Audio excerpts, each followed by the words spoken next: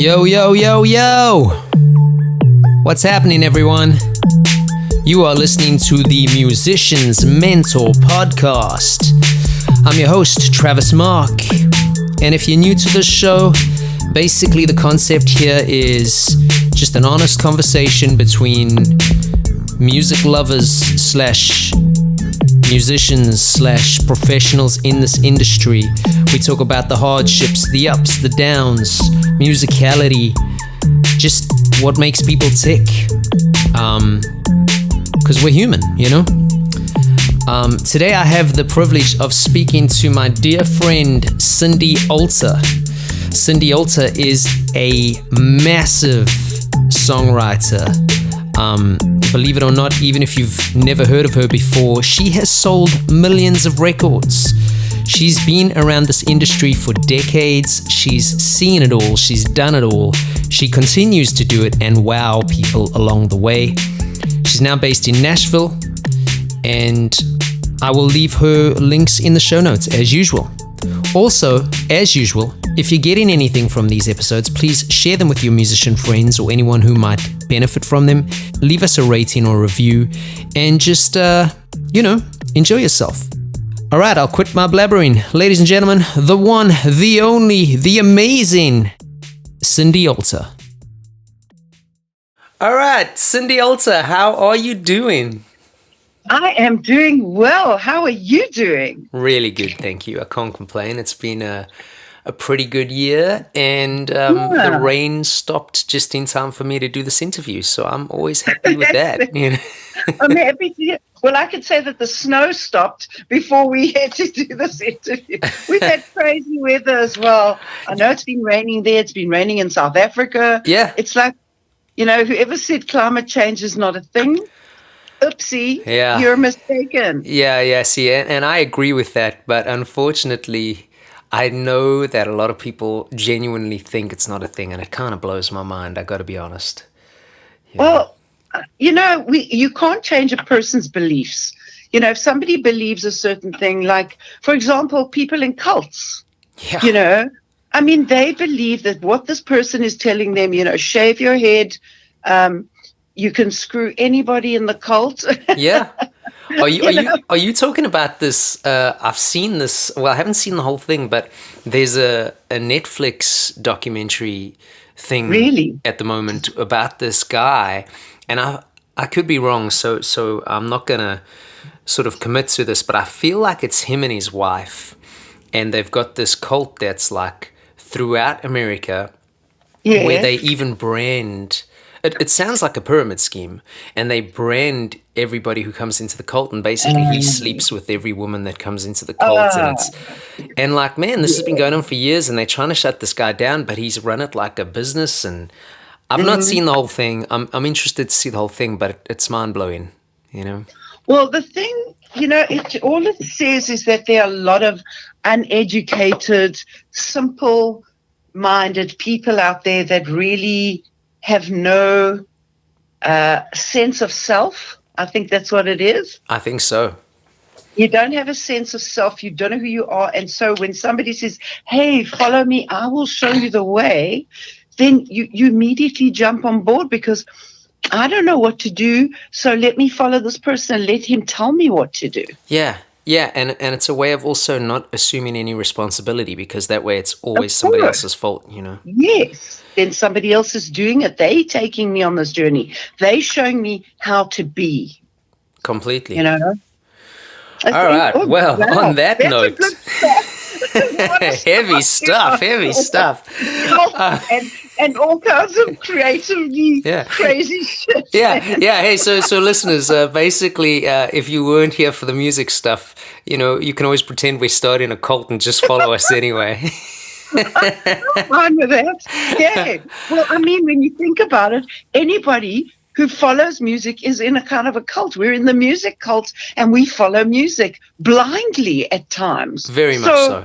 Really, it is a kind of a cult, but not in the sort of poisonous way that cult has been cultivated. That is awesome. I love it. All right, let's get down to business. Okay, sorry, I won't take us on any more No, tangents. I'm Okay. totally down for those, and again, the more organic, the better. But now, Cindy, I obviously know quite a lot about you, Ooh. and for our listeners, you are my first South African that I'm interviewing. So if we sound Really? similar to anybody listening, it's because both Cindy and I are from Johannesburg, South Africa originally, even though our lives have seemingly taken us to many other places. And I now live in New Orleans, Louisiana, and you live in Nashville, Tennessee. So Indeed, yes. before we get into that, Cindy, let me ask you to just give us a bit of a brief introduction as to who Cindy Alter is so that anybody listening has a better idea of who you are and where you're coming from, please. Okay, so Cindy Alter has always felt that music chose her. When she was a child, when she was a baby. My mother used to tell me that we'd be driving in the car and there'd be a melody, some song on the radio, and I'd be humming the melody within a few minutes of hearing it or a minute of hearing it. And she would say, how does this little baby of like 21 months old know the melody of the song? It's impossible. And it was just that I guess music resonated with me from that age onwards. And my mother was a piano teacher. My father was a dabbler. He could play a bit of piano. He played mouth harp. He played ukulele, which he taught me also at an early age. I started playing ukulele. And so music was a thread, definitely, from beginning of my life. By the time I was 4, I was a lunatic because I was a frustrated child. I suppose in those days, you could call it like a gifted child. I was really smart and stuff like that. But there's no such schools and special places to send children like that. So, of course, you just stay with it. So my mother sent me speech and drama lessons.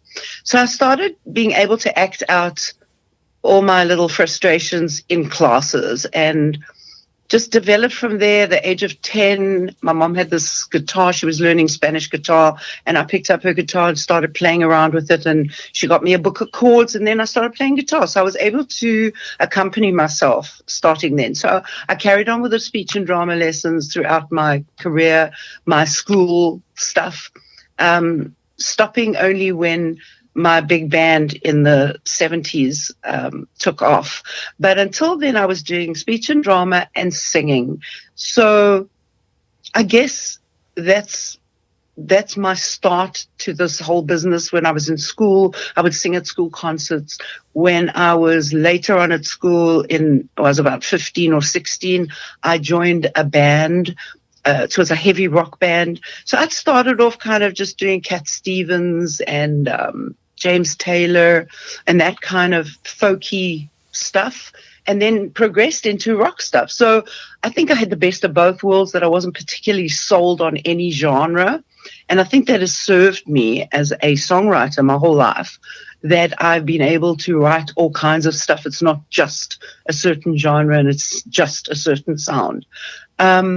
So, of course, that continued. When I left school, I knew I did not want to go to university. There was nothing I wanted to study.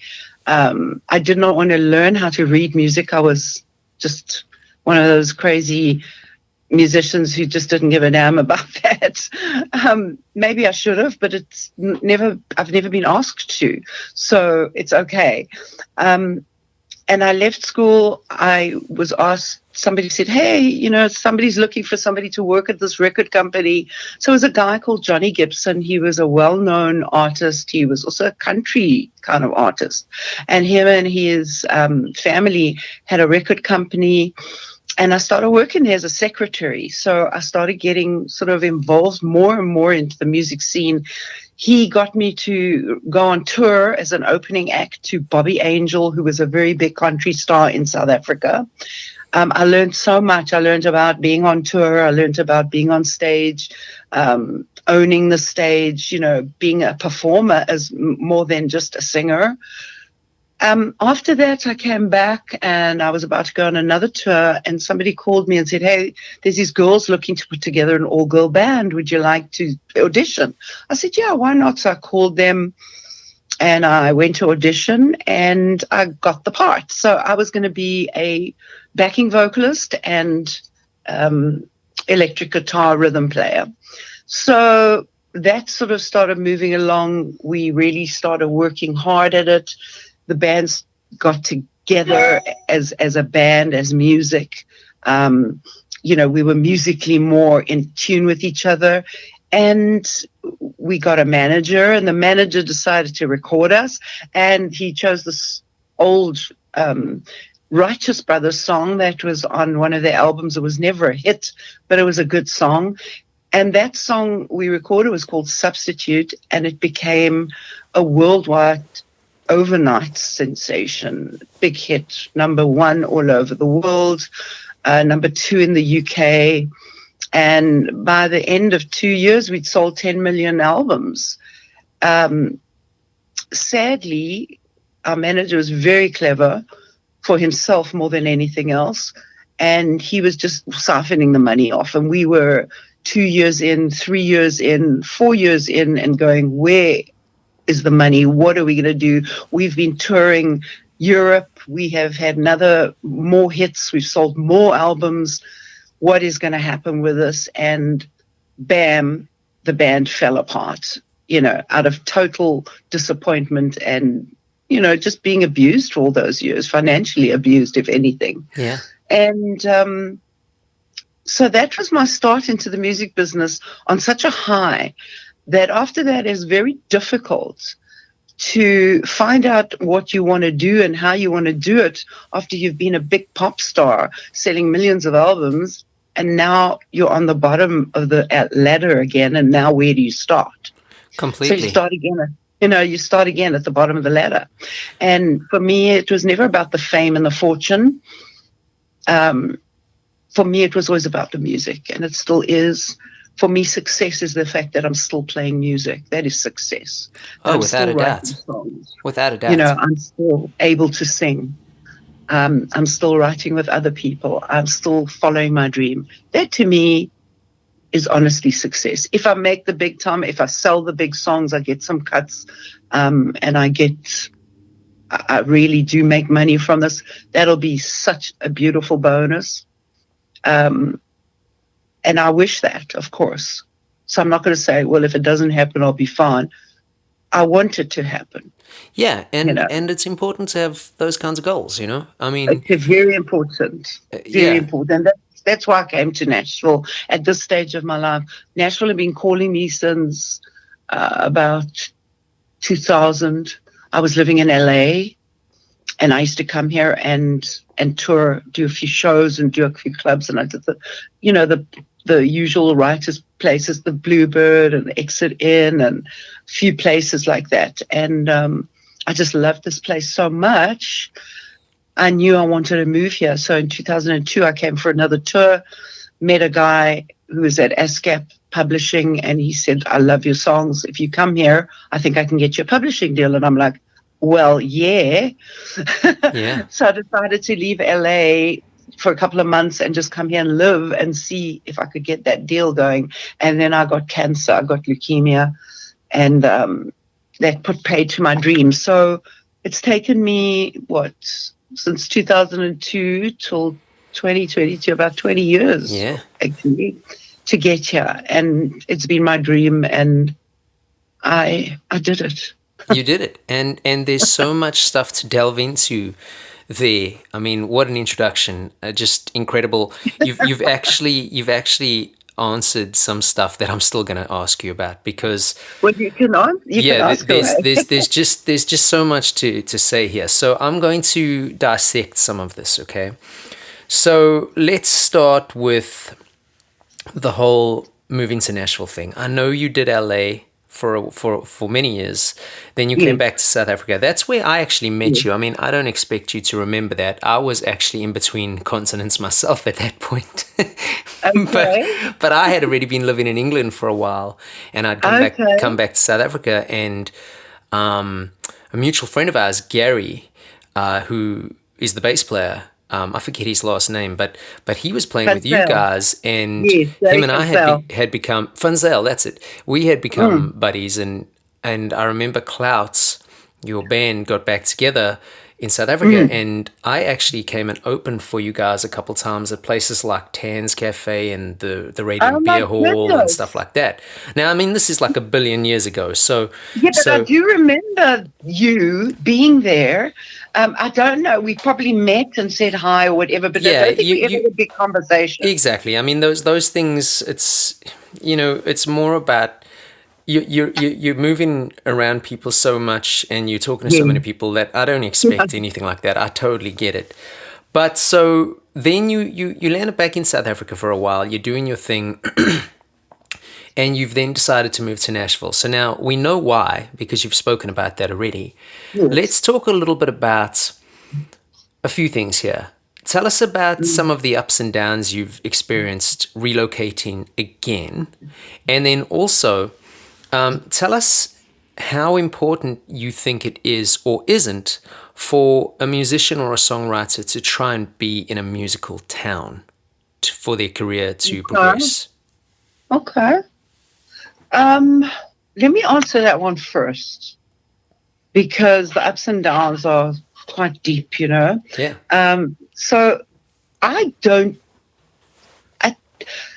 There are some people, and you've heard these stories of these small town, the person that was the singer, the songwriter, the something, like the Keith Urban, okay, so he was from maybe a bigger town in Australia, but he knew that being there was not enough for him. And he wanted to go to America, to go to Nashville.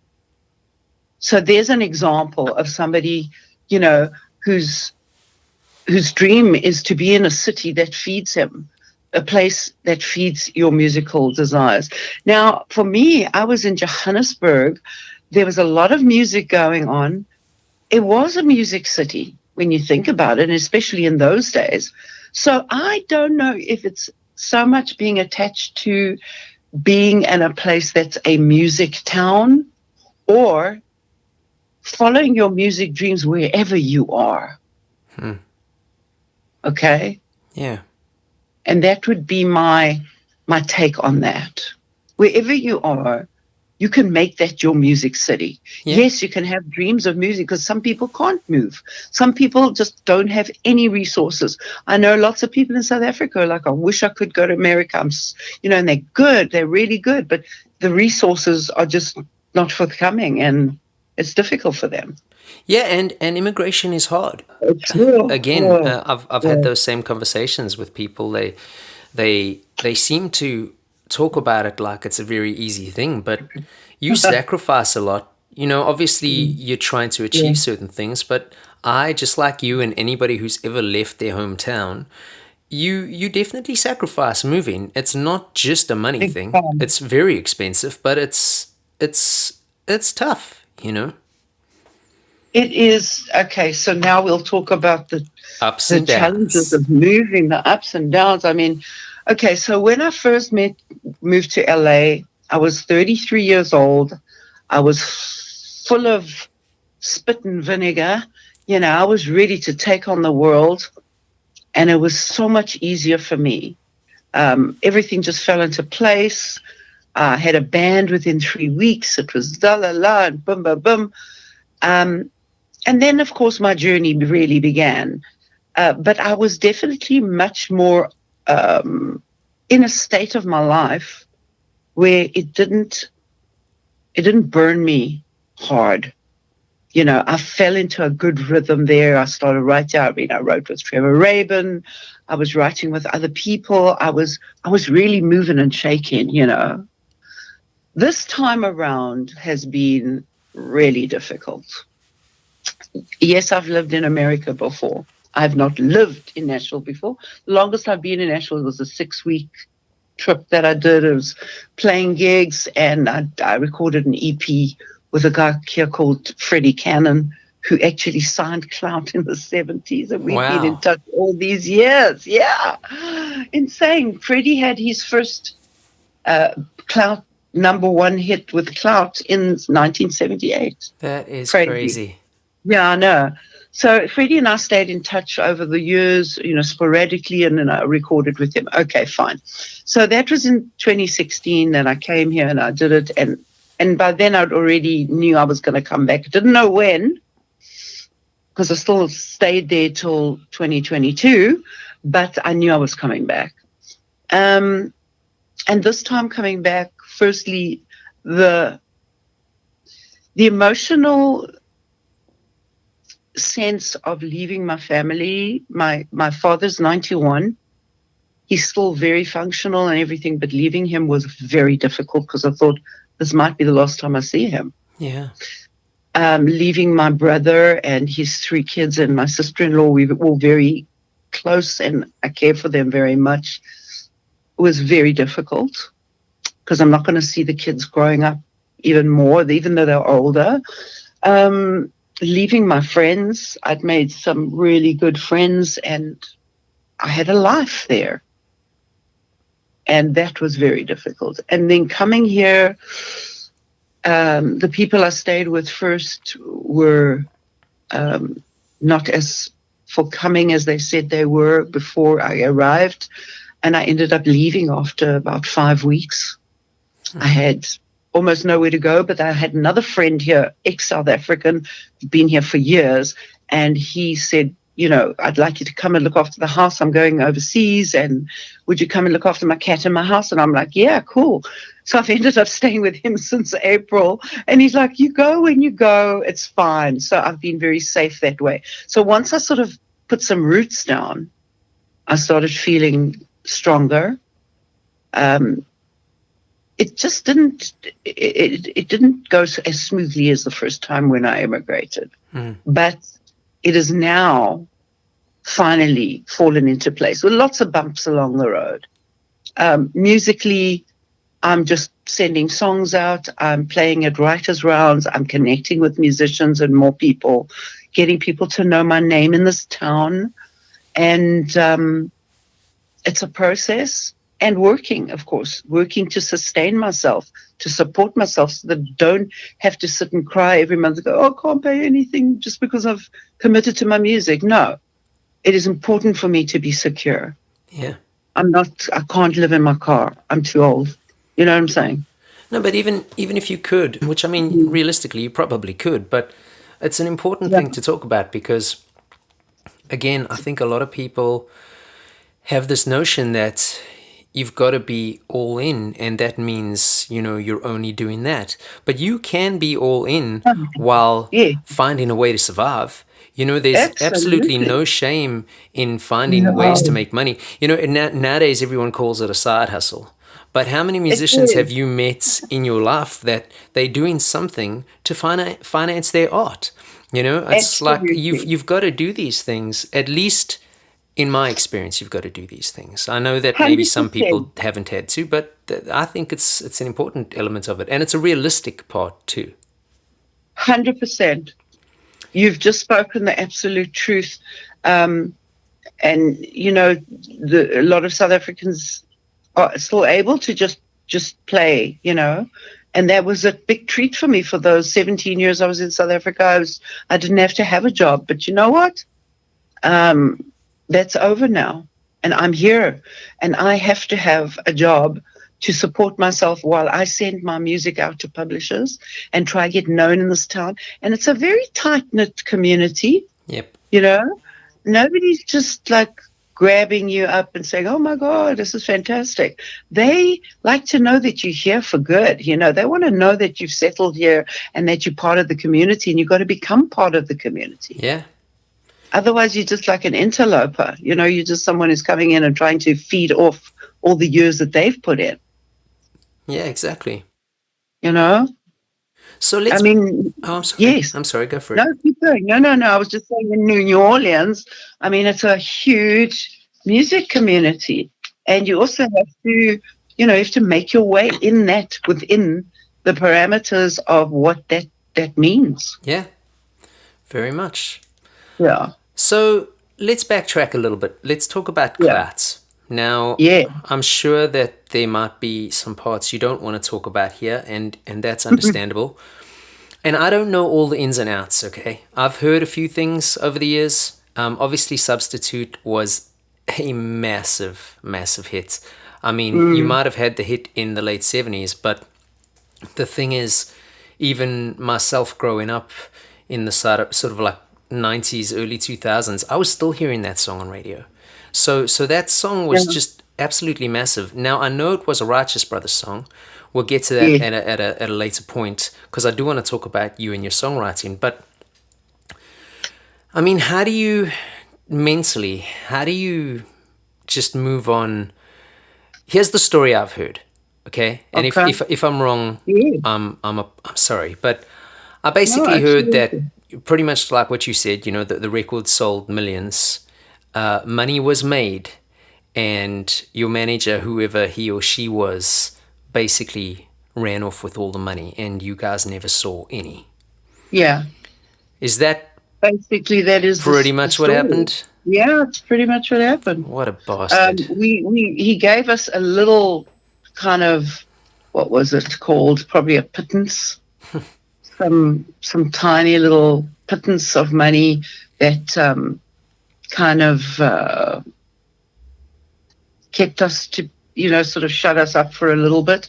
But all the time, I started getting worse and worse because I knew that this was not right. And I was just fighting the system. And I'm sure he was, I know he was saying, oh, she's just a diva and she's just throwing a tantrum, which I was doing only because I was financially being raped. Yeah, of course. I was financially being abused. We all were. And all I wanted, as I said, was to be playing music Yeah. on a big stage in the world. Yes, lovely. But to what, at what price? At what price And exactly? I was paying such a big price for it. And it destroyed me. I mean, I was a mess when Clout finished. If I'd just met a new man that I just started getting involved with, and it wasn't for him, I don't know what I would have done. He was saying, listen, just get on with it. Just keep going. Start doing shows with other bands. Just go and do like guest artist shows with bands. Like, hey, Cindy Alta's going to come and do a few songs with us, kind of thing, like a show. And they pay. So I started doing that to start. And eventually he said, like, let's put a band together. And we did that. And eventually that band progressed to a bigger band, and that band went overseas, blah, blah, blah. But the repercussions, I never really dealt with it. I just kept going. I was on the floor for like 5 minutes having my hysteria and, oh my God, what has happened to me? And then I was up and running again. I didn't have time to actually sit and wallow and process and go to therapy and blah, blah, blah, all those things. I'm not poo-pooing any of those things. I should have. I should have wallowed. I should have gone to therapy. I should have dealt with the emotions that were attached to it, but it did not. I just kept going. Well, I mean, admirable, extremely. I mean, the average person would have quit. I believe that. I've met enough musicians at this point in my life to know that one hardship can siphon a whole career. Oh, yeah.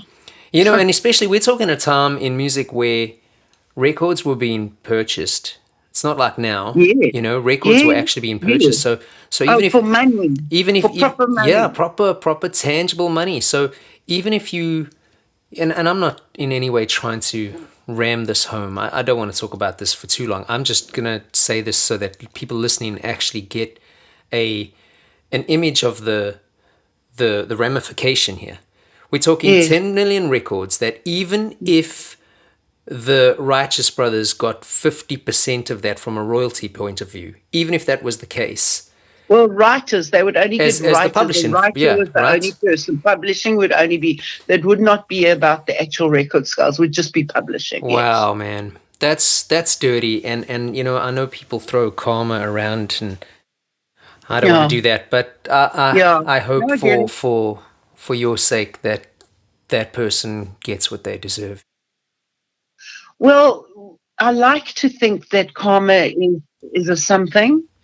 Um, this time round, I have not seen it. He's still living his good life. He's got the yacht we bought him. He's very happy.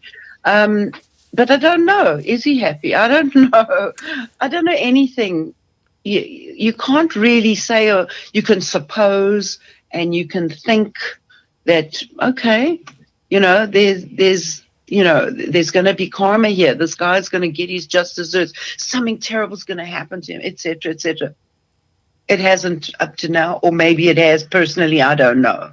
But the bottom line is, I cannot sit and wait for. It's like taking poison and expecting someone else to die. Yeah, I love that quote. Okay, don't you love that quote? Yeah, that quote's one of my favorite quotes because that's resentment. Yeah. Yeah, no, and it'll destroy you.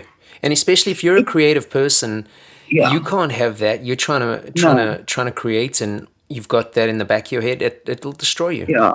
So now tell me, we'll finish off the Clout management stuff here in a second. Yeah, fine. Was he at least sort of, I hate to use the word righteous after saying the Righteous Brothers, but was he at least righteous enough to pump some money back into the band before the band broke up so that you guys were getting PR and marketing and stuff like that? Or was it a matter of no? He was already slipping out the back door. Wow.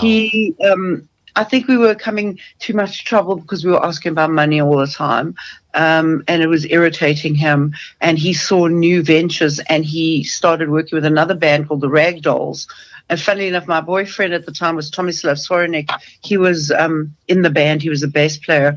And they had just started suing him because he had not given them royalties. He had not released their album. He had not adhered to his contract with them. So they were in court whilst Clout was falling to pieces.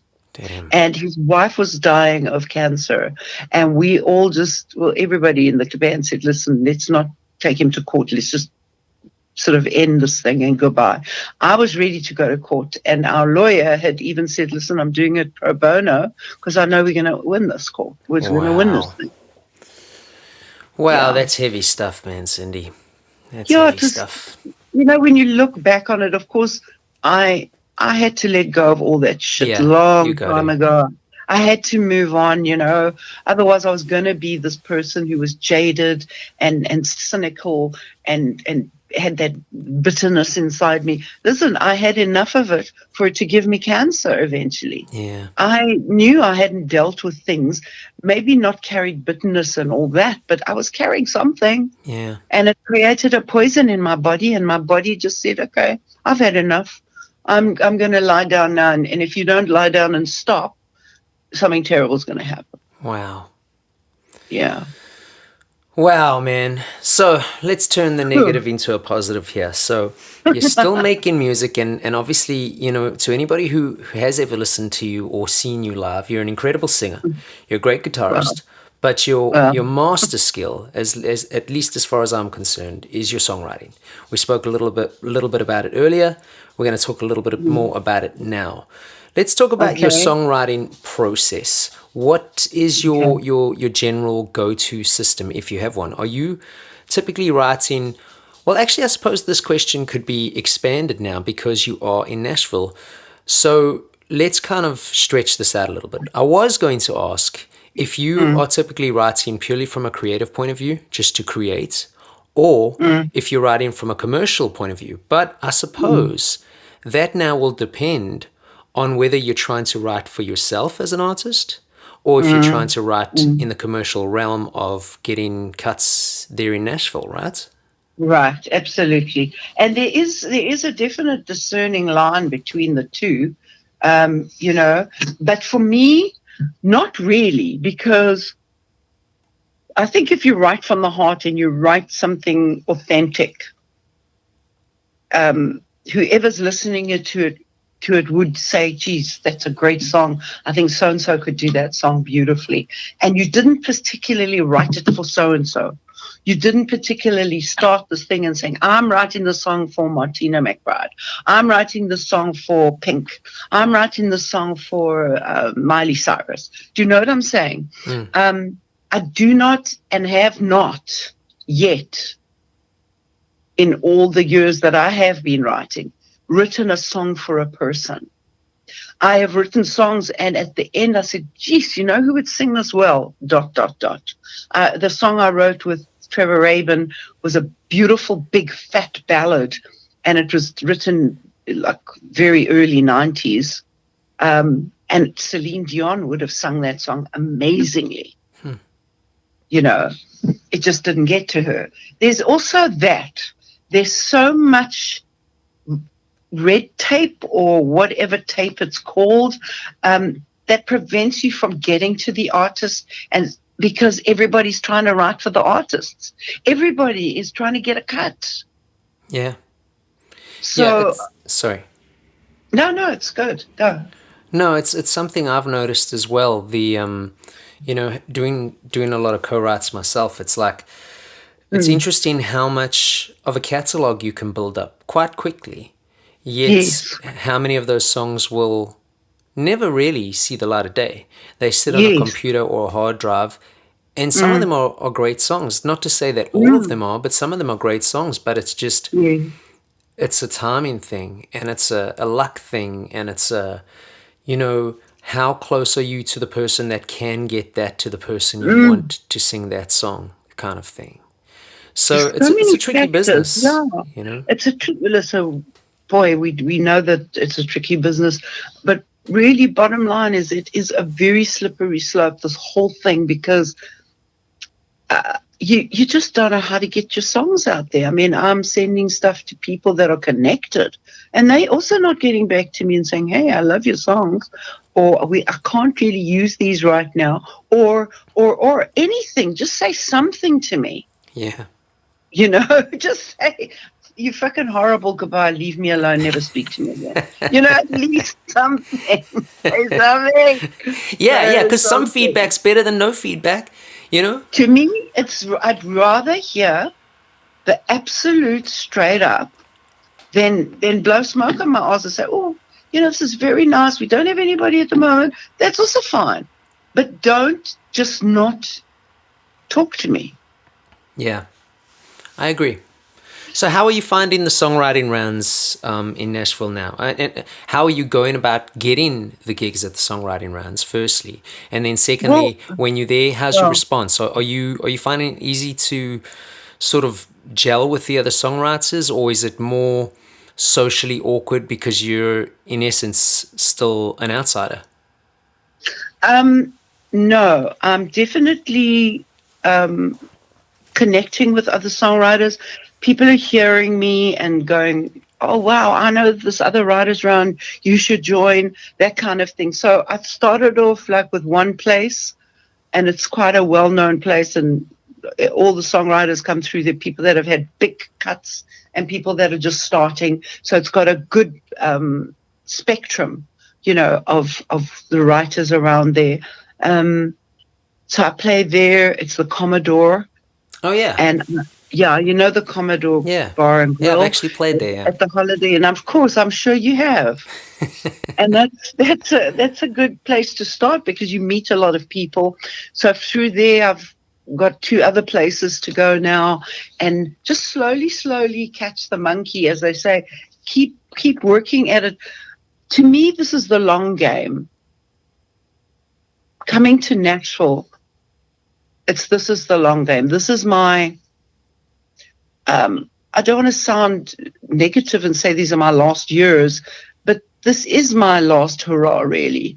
I'm 65. I'm going to be turning 66 in March, and hey, there's no time limit on songwriting. Yeah. There's no time limit that you can't write a hit at 66, and somebody goes mad for it, and then that's it. You're cool because they want to hear all your stuff. So that's what I'm into this for. I know inside me, somewhere in my soul, that there will be a song for somebody that will that will take it to the next level. I know agree. that. I agree. And even just listening to the material you have released over the years, the songs are great. You know, there's no denying the songs are great. So whether it comes down to, you know, somebody not liking something about them, you can't deny that there's still an artistic sort of greatness to the songs. I believe it. I've seen this with musicians, and I include myself in this box time and time again. It's like, you know, sometimes it's like we sort of said a little bit earlier. There's other factors that are included, because, I mean, myself, just like you, I'm sure. How many times have you played a show and you get, you know, stranger after stranger after stranger saying, oh, you know, I love this, and this really means something, or I bought this and it helped me through this, or you guys are the greatest thing I've seen since this. And those things are all great, and you know, it's nice to boost your ego, but there's no reason for that many people to lie if you're that bad. You know what I'm trying to say? Like, I know that there are some people on the scenes all over the world that maybe aren't very good, that do get that praise, but I'm not talking about them. I'm talking about genuine artists, songwriters, musicians, whoever, who, you know, they just don't get that break, and it's not through lack of trying. You know, sometimes those things don't happen. You know, and it's possible. You know, I can't let myself think that. No, I cannot, because I know if I go there, I'm going to go into the black hole. Completely. You know how the black hole. Oh, too well, too well. The artist is a connoisseur of the black hole. Yeah. Because we are soul people. We want to play music, and we want to share our music, and we want to get our songs out there. We get paid for it. Yeah. And then the other side of it is take care of the business. Be a business person. You've got to know what you're doing. You can't just be the artist. La, la, la, la, la. And so you're pulled constantly in different directions, and all we want to do is just feed our art. Yeah. You know? Yeah, completely. The only thing I will say about the black hole is it can create some very good themes for writing. And that's why we know it so well. I mean, God, look at artists, you know, painters over the years. I mean, look at someone like Van Gogh who cut his ear off. He was so in the black hole. He was so depressed. Yeah. And so upset that he cut his own ear off. Yeah, and now he's celebrated like he was this genius where, you know, I don't know if you've ever been to Amsterdam or anything like that, but I remember going and seeing his art somewhere there in Holland somewhere, I think. And they were talking about how when he was alive, he was like borderline homeless. You know, he couldn't even afford food. Oh, yeah. And now, I mean, us mere mortals couldn't afford a piece of art from him. Exactly. Oh, yes. Makes so much sense, doesn't it? No, it really does. You know, it scares me to think that when I die, you know, somebody might go, oh my God, this woman was so amazing. She had such great songs. Listen to her songs. Let's produce her stuff. And then what? I wouldn't have been here to enjoy the bloody success. Oh, man, that kind of sucks, but it's kind of funny. Oh, my God, that's pretty big time. Hey, you know what? It doesn't matter, because at the end of the day, you still achieved that goal, you know? Well, you know what? I guess, Travis, you're absolutely right. It doesn't matter how old you are and how long you've been in the business, whatever it is. I think artists are always connected, no matter what age they are or anything. They're connected in their art. Yeah. They're connected by their art. They're connected by their willingness to dive in to a deep pool of creativity and pull something out of that. And that is admirable. I think that is, you know, it's incredible, despite your situation where you are. So I'm living with a friend, you know, I'm scrambling a bit, but I'm still able to write and I'm still able to create, and that there's something to be said for that. Very much so. And again, you know, depending on how people want to look at it, you're actually trying to achieve your dream. And most Well, people will finish yes, school, if they even get yeah, that lucky, get into yeah, a job that they hate, work that job for most of their life, never yeah. even trying to chase a dream. So, there are struggles to it, without a doubt. Oh But God, yeah. but sometimes, even with those struggles, firstly, I think it builds character if you're strong enough to let it. And secondly, Yeah. you're trying to achieve a dream. And there's no weakness in that. No, I totally agree, and I see that. I know exactly what you're saying, and that is very astute of you to go in there and to know that, because it's the truth.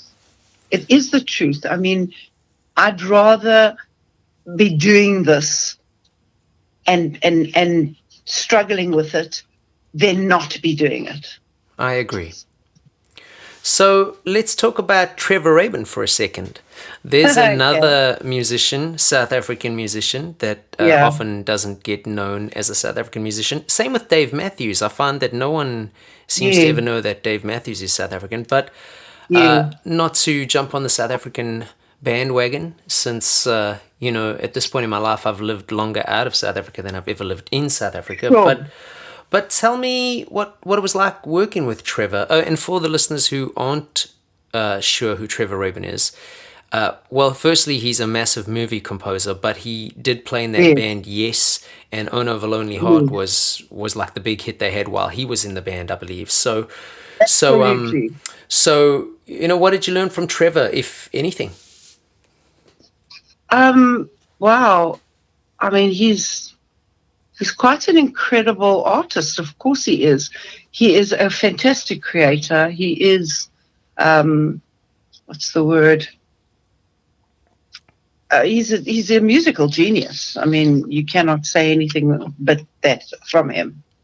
I think we learn from each other, believe it or not, because I'm a writer of let's call it commercially acceptable, so that I don't write very crazy chords and tunes and stuff. It's not jazz. It's definitely not prog rock. It's just simple chords, very simple chords, as always. And the melodies to me are very important. I don't like to go out there too much. I like a melody to be followable. I like to be able to hear a song and go, oh, I love that melody, and I'd like to be able to sing it very quickly after hearing it. Sometimes a song grows on you, and that's a little different. So we were different kind of songwriters together, but he gave me this beautiful track. It was a beautifully orchestrated track, and I put the melody and the lyrics together, and what came out of there was incredible. And then we started writing for an album we were going to do together. And he wanted to be a little bit more African, and I'd sort of just worked with that African band Zia. So I had the sort of knack of bringing commercial into an African sound. So we could have the African rhythms and stuff, but it could still be commercial enough without it being too out there. And I think we were a very good combination, I do think, for making what we were making. And of course, working with someone so smart and so plugged in, it fuels your fire. Just fuels your fire. Yeah, You just like, fuck, these are the people I need to be working with. I agree. I Yeah. agree. Well, Cindy, I've got two Uh-huh. last questions for you because I want to honor our time. So, the first you might have already answered, so I'm going to tweak it a little bit. Away from the managerial issues Yes. and away from some of the struggles of relocating several times at this point, what do Yes. you think has been the hardest lesson you've had to learn in regards to your musical career? I would say self-worth. because every time you get rejected, you lose self-worth.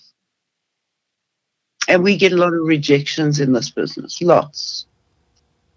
It's not always yes, it's a lot of no's.